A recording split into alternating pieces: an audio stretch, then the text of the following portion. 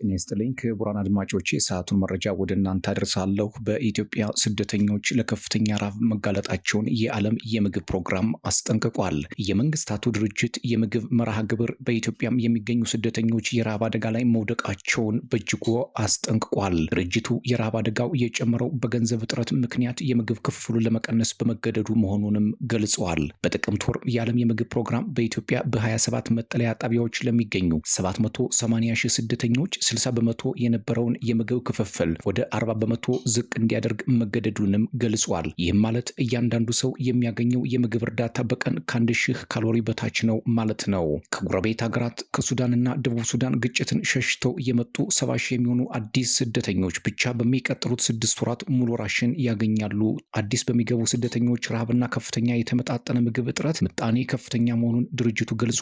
የዓለም የምግብ ፕሮግራም የኢትዮጵያ ዳይሬክተርና ተወካይ እንደገለጹት ከሆነ የማይቻል ምርጫን እየመረጥን ነው ሲሉ ተደምጠዋል። ሌላው መረጃ የመካከለኛው ምስራቅ ቀጠና እንግዲህ ረፍት የሚያገኝ ይመስላል። ሐማስ ከዚህ በኋላ ጦርነቱን አቁሜያለሁ ሲል በይፋ መግለጫ ሰጥቷል። ይህ ጉዳይ ወደየት መካከለኛው ምስራቅን ይወስዷል የሚለው እስካሁን ድረስ ግልጽ ባይሆንም ዶናልድ ትራምፕ ያቀረቡትን የተኩስ አቁም ስምምነት ሐማስ መቀበሉን ይፋ አድርጓል። የቡድኑ ቃል አቀባይ የሆኑት ካሊል አልሃያ ተኩስ ማቆሙ እንዲዘልቅ ፍላጎት እንዳላቸውም ገልጸዋል። የእስራኤል መንግስት የተኩስ ማቆምና ታጋቾችንና እስረኞችን ወደ መፍታት የሚያመራውን የጋዛ ስምምነት የመጀመሪያ ምዕራፍ አጽድቄያለሁ ሲል መግለጫ ሰጥቷል። የእስራኤሉ ጠቅላይ ሚኒስትር ቤንያሚን ኔታንያሁ በኤክስ ገጻቸው ላይ መንግስት አሁን ሁሉንም ታጋቾች በህይወት ያሉትና የሞቱትን የሚፈቱበትን ማዕቀፍ አጽድቋል ሲሉ አስፍረዋል። የእስራኤል ጦር 53 በመቶ ጋዛን ወደሚቆጣጠርበት መስመርም ይወጣል። ሐማስ በህይወት ያሉ 20 ታጋቾችን በ72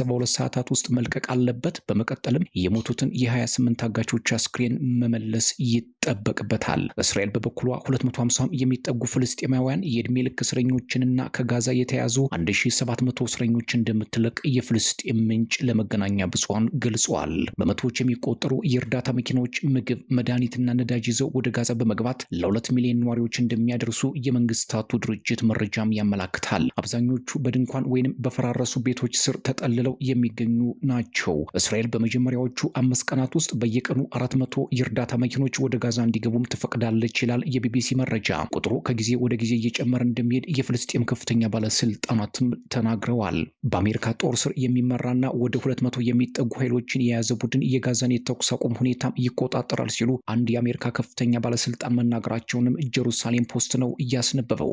ኃይሎቹ ከግብጽ፣ ከኳታር፣ ከቱርክና ከተባበሩት አረብ ኤሚሬቶች የተውጣጡ ወታደሮች እንደሚያካትትም ታውቋል። ሚናቸው በጋዛም የተኩስ አቁም ስምምነትን መቆጣጠር፣ መከታተልና ምንም አይነት ጥሰቶች ወይንም ወረራ አለመኖሩን ማረጋገጥ እንደሆነም የሮይተርስ ዘገባም ያመላክታል። ሌላው የአሜሪካ ከፍተኛ ባለስልጣን እንደተናገሩት በጋዛም የአሜሪካ ጦር እንደማይሰማራ ገልጸው የአሜሪካ ሚናም የጋራ ቁጥጥር ማዕከልን መፍጠር ነው፣ ይህም የሚሰማራውን ሁለገብ ኃይል ያዋህዳል ሲሉ ተደምጠዋል። በተኩስ አቁም ስምምነቱ ቀጣይ ምዕራፍ ላይ ተጨባጭ ንግግሮች የሚጀምሩት የታጋቾች መፈታት ሲጠናቀቅ እንደሚሆንም መገናኛ ብዙሃን እየዘገቡ ነው። ስምምነቱ በእስራኤል መንግስት የጸደቀው አረብ ረፋድ ላይ የሀገሪቱ ካቢኔ ለሰዓታት ስብሰባ ካደረገ በኋላ እንደሆነም የጀሩሳሌም ፖስት ዘገባ ያመላክታል። የአሜሪካው ፕሬዚዳንት ዶናልድ ትራምፕ አማች ጃሬድ ኩሽነር እና ልዩ መልእክተኛው ስቲቭ ዊትኮፍ ከኔታንያሁ ጋር ተገናኝተው የካቢኔውን ስብሰባ መቀላቀላቸውም የሮይተርስ ዘገባ ያመላክታል። ቀኝ ዘመሙ ሚኒስተር ኢታማር ቤንጊቨር ከድምፅ አሰጣጡ በፊት እንደተናገሩት ስምምነቱ እስራኤል በነፍስ ግድያም የከሰሰቻቸውን እስረኞች እንድትፈታ ስለሚያደርግ እንደሚቃወሙ መናገራቸውም ተሰምቷል። ሐማስ አልፈረሰም ከማለት ባለፈም የአገሪቱን ጥምር መንግስት ለመበተን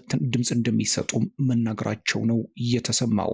ሐማስ የፍልስጤም መንግስት እስከሚቋቋም ድረስ ትጥቁን እንደማይፈታም አስታውቋል። በትራምፕ እቅድ መሰረት ደግሞ ጋዛ ለፍልስጤም አስተዳደር ከመስጠት በፊት በጊዜያዊ አስተዳደር ስር እንደሚቆይ ያሳያል። የተኩስ አቁም ስምምነቱ መታወጁን ተከትሎ በእስራኤልና በጋዛ በርካቶች ደስታቸውንም እየገለጹ ነው። በቴል አቪቭ ታጋቾች አደባባይ ነዋሪዎች የእስራኤልና የአሜሪካን ባንዲራ በማውለብለብ ወደ ቤታቸው እየመጡ ነው በማለት ርችት በመተኮስ ደስታቸውን ሲገልጹም ተመልክተዋል። መስከረም 26 2016 ዓ.ም ሐማስ በደቡብ እስራኤል በፈጸመው ጥቃት 1200 ሰዎች ሲገደሉ 250 የሚሆኑት ደግሞ ታግተው መወሰዳቸው ይታወሳል። በጋዛ 67160 ሰዎች ህይወታቸውን አጥተዋል። ይህ የመካከለኛው ምስራቅ ቀጠና መስቀልቅል ዓለምን በእጅጉ እንደፈተናት የሚታይ ጉዳይም ሆኗል። ክቡራትና ክቡራን ለሰዓቱ የነበረኝ መረጃ ይሄን ይመስል ነበር። ሰብስክራይብ፣ ላይክ፣ ሼር፣ ኮሜንት እያደረጋችሁ ቤተሰብ ሁኑ። ሰላም።